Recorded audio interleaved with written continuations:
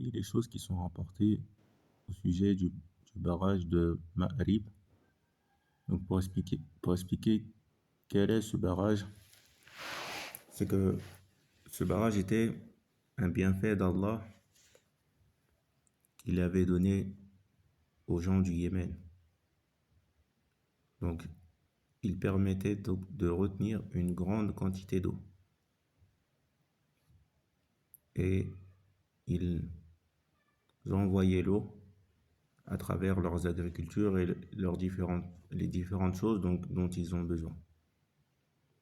Donc cela leur permettait donc d'être dans le désert, dans des lieux reculés où il y a la paix, car il n'y a pas de gens qui s'intéressent grandement au désert, aux zones très désertiques. Vous savez, les, les combats des batailles entre les pays, en général, elles sont dans les mêmes régions. Ce sont les régions qui sont les plus fertiles, les régions à température humide. Donc, il y a différentes choses auxquelles ils avaient accès à travers cette cause, à travers ce barrage. Également, le bien-être psychologique, de voir de l'eau en une immense quantité, que quelqu'un pourrait se dire il y a assez d'eau pour plusieurs années, lorsqu'il voit l'énorme quantité. Tandis que certaines personnes sont éprouvées justement par les sécheresses temporaires. Ils peuvent être dans des régions où il y avait la pluie à un moment et puis il n'y a plus la pluie. Donc ils ont avec eux ce stress-là. Et ils sont tombés dans la désobéissance à Allah. Et Allah s'est vengé. Et donc il a, il leur a envoyé de l'eau. Yani, il leur a envoyé un torrent.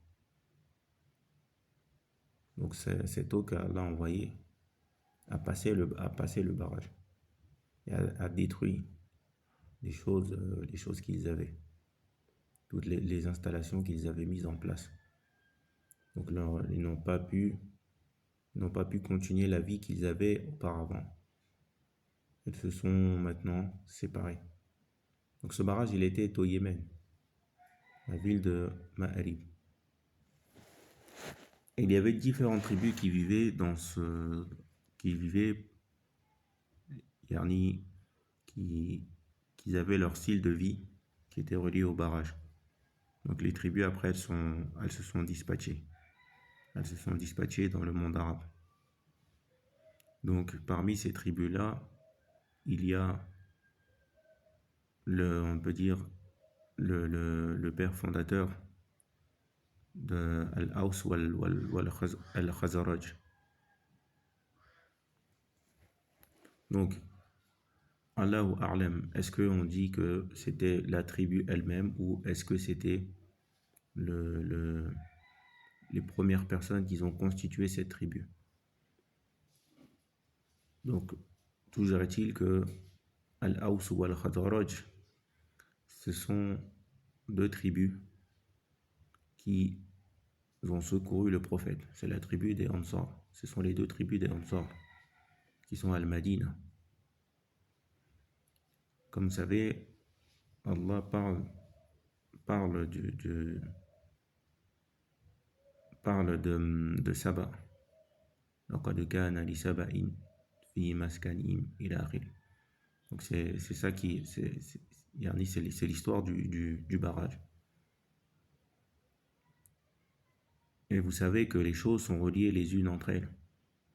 Vous savez qu'il y avait beaucoup de Yahoud dans Al-Madina. Le Surat Al-Baqarah parle beaucoup de l'histoire des Yahoud. Donc si les versets descendent dans des choses qui n'ont pas de rapport avec l'actualité de la vie du prophète, le profit ne sera pas le même. Vous savez qu'il y a eu beaucoup de prophètes à travers l'histoire, depuis l'histoire de Adam alayhi salam. Donc le fait de parler de prophètes, par exemple, qui sont dans des régions, de choses qui n'ont pas rapport avec l'histoire des Arabes, qui n'ont pas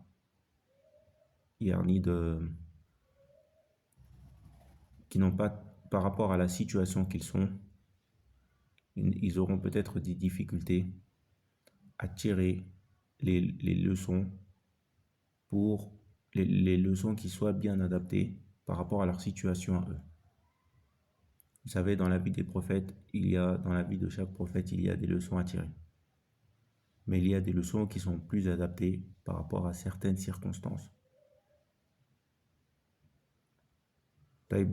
Des prophètes, par exemple, qui ont des choses qui sont relatives à l'agriculture et d'autres qui sont relatives, à titre d'exemple, à la marine. La marine, il y a le fait d'être dans l'eau, des choses comme ça. Et que si un prophète avait été éprouvé, il avait passé beaucoup de son temps sur les bateaux, une majeure partie de son temps c'était dans la mer, les guerres se faisaient dans la mer, etc. Donc les leçons à tirer de la vie de ce prophète pour les personnes qui sont concernées plus par l'agriculture, elles sont bien évidemment faisables, mais le profit ne sera pas le même que les leçons à tirer de la vie d'un autre prophète qui a eu des choses, lui, beaucoup plus relatives à l'agriculture. Donc c'est pour ça qu'il est bon de parler de c'est pour ça qu'il est bon de parler de ce barrage, car c'est une anse qui permettra de se relier avec une autre anse. Vous savez que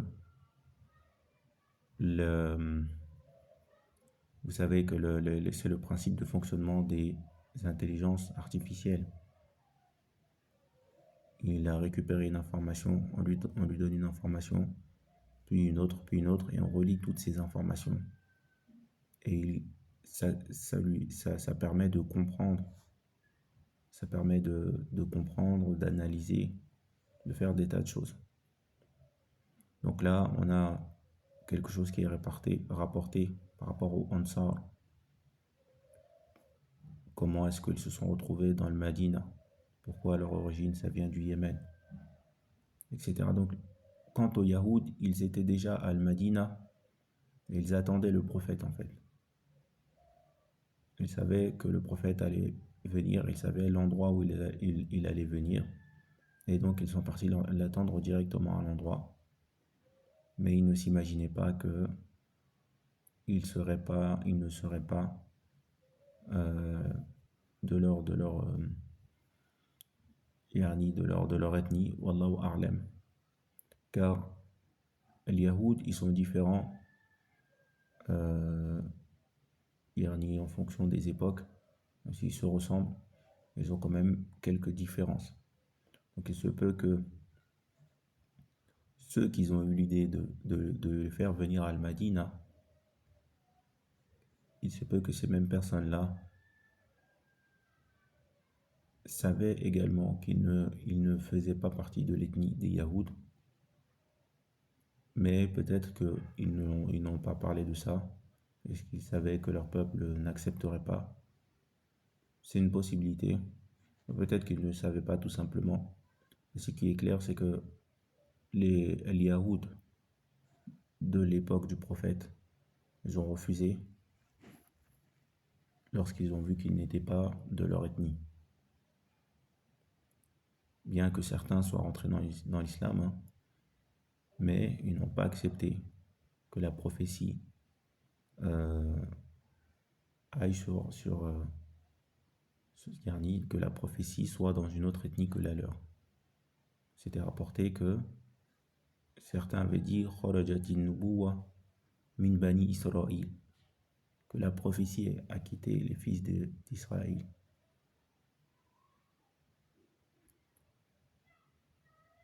Donc, Voilà, donc voilà une des causes pour lesquelles El-Yahoud était Al-Madina. Donc la suite de ce qui est rapporté, c'est que euh, Al-Aws wal-Khazraj, ils ont, ils n'étaient pas dominants au début dans Al-Madina, car il y avait déjà quelqu'un. Ce qu'ils ont fait, c'est qu'ils se sont renforcés à travers des alliances, à travers des pactes commerciaux, voilà, à travers des pactes commerciaux qu'ils ont fait avec les Yahoud. Et ils étaient beaucoup mieux organisés. Et ça, c'est une des qualités qu'Allah a données aux Arabes, c'est que ils arrivent très bien à s'organiser. C'est pour ça que vous voyez que beaucoup de pays arabes, au niveau commercial, euh, ils sont, yani, ils sont en avance. Ils ont de l'avance par rapport à beaucoup d'autres pays. Et certains des pays arabes, il me semble que le Koweït en fait partie, ils ont une des monnaies les plus élevées du monde. D'ailleurs, la monnaie la plus élevée de ce monde, elle est détenue par des Arabes. À ma dernière recherche, elle était détenue par des Arabes au-dessus de l'euro, au-dessus du dollar, même si voilà, c'est pas un de leurs, une de leurs monnaies qui est équivalent à 10 euros, mais quand bien même ce serait, par exemple, un de leurs dinars qui fait 1,50 €, c'est quand même au-dessus. Il me semble que c'était un qui équivaut à deux. Un de leurs dinars ou de leurs dirhams qui équivaut à 1 $ ou 2 $, quelque chose comme ça. Ma dernière recherche, c'est ce que j'avais trouvé. Donc, l'organisation, un point très important de la vie. Il y a des choses que si on fait correctement, on les fait une seule fois. Et donc, c'est ce qui crée le système d'avancement. Il n'y a pas de doute que celui qui a avancé, on va prendre l'exemple qu'on avance point par point. Et que celui qui a 30 points, parce qu'il recommence à chaque fois, en fait, finalement, il se déplace, il monte à 30, il redescend, et puis arrivé à 30, il se rend compte que le point là-bas était mal fait. Il passe plusieurs années, il n'a pas passé jusqu'à 30 points. Certains, donc, chaque jour, ils ont réussi à bien faire et à dépasser. Ils sont maintenant, ils sont maintenant à 3000 points. Vous comprenez, il y aura une large différence dans le style de vie de monsieur 30 points et de monsieur 3000 points. Et il y a des pays qui ont énormément de ressources, des choses de valeur. Mais les gens de ce pays ne sont pas assez bien organisés. Ce qui fait qu'ils ne profitent pas de leur richesse. Et d'autres pays arrivent à en profiter mieux qu'eux. Donc ils passent par certains habitants de ce pays et ils font des affaires. Et ce sont ces pays-là qui finissent par construire comme des sites, des mines. Et maintenant, les gens de ce pays qui n'ont pas réussi à s'organiser, ils viennent travailler pour des sociétés qui appartiennent à des pays étrangers. Et donc, l'organisation, ça demande des efforts. Et une des erreurs que font beaucoup de personnes, c'est de rejeter la faute sur autrui. Chaque problème qu'on a, on va rejeter ça sur quelqu'un. Et donc, on ne reconnaîtra pas ses fautes. Et on ne pourra pas avancer. Et on verra seulement les autres qui seront devant nous. Voilà. Donc ensuite, les Al-Aws wal-Khazraj, voilà, ils ont récupéré de la force. Ils ont récupéré de la force. Et puis, en fait, ils ont pris le dessus sur Al-Madina. Ils ont repris le dessus sur Al-Madina. Et ils ont pris le dessus plutôt. Voilà, ils sont arrivés, ils se sont installés, etc. Ils ont pris le dessus maintenant sur Al-Madina. Et par la cause de leur organisation, à cause de leur travail sérieux.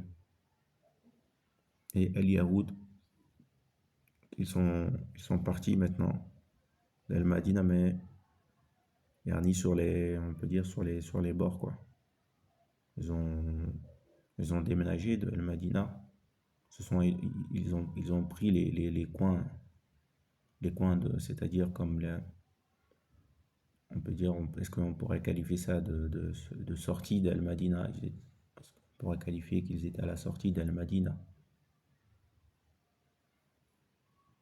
Et ensuite, donc, Al-Aws ou Al-Khazraj, ils sont restés un moment comme ça, jusqu'à ce que voilà, le conflit a éclaté entre eux.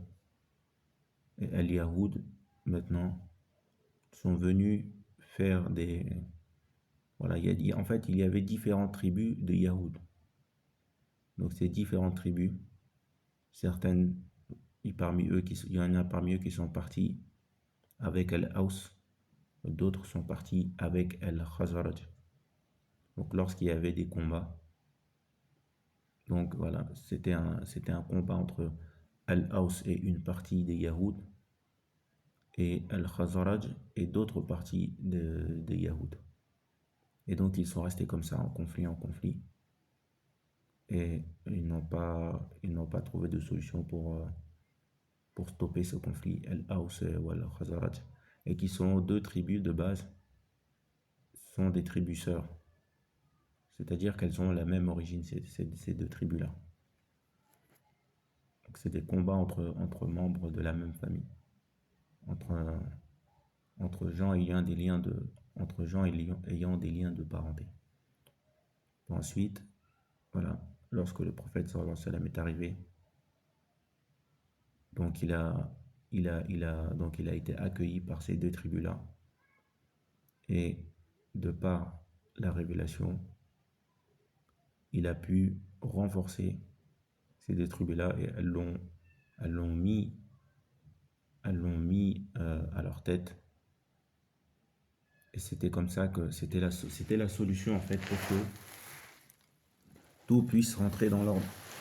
Car si elles ne l'avaient pas mis à leur tête, si ils voient des choses, que la personne qui est à la tête n'est pas d'accord ou n'a pas les capacités de suivre, elle ne va pas accepter. Et là, donc les ordres, voilà, ça ne pourra pas aller en fait. Les choses qui devront être mises à une certaine place ne pourront pas y accéder. Donc, ça ne peut pas aller. Et c'est la raison pour laquelle, lorsque on s'organise voilà, quelle que soit la chose, il faut définir à chacun sa place.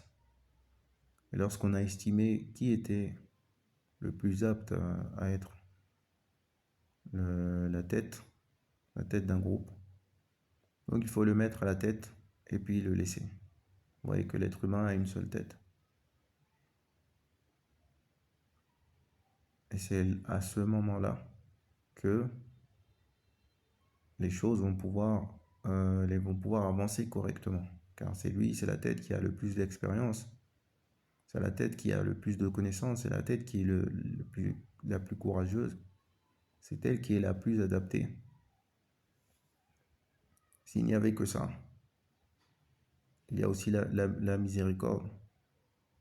C'est-à-dire que c'est certaines têtes, seulement certaines personnes, qui sont en mesure de ne pas manger les autres lorsqu'elles arrivent à la tête, et de voir selon l'intérêt général.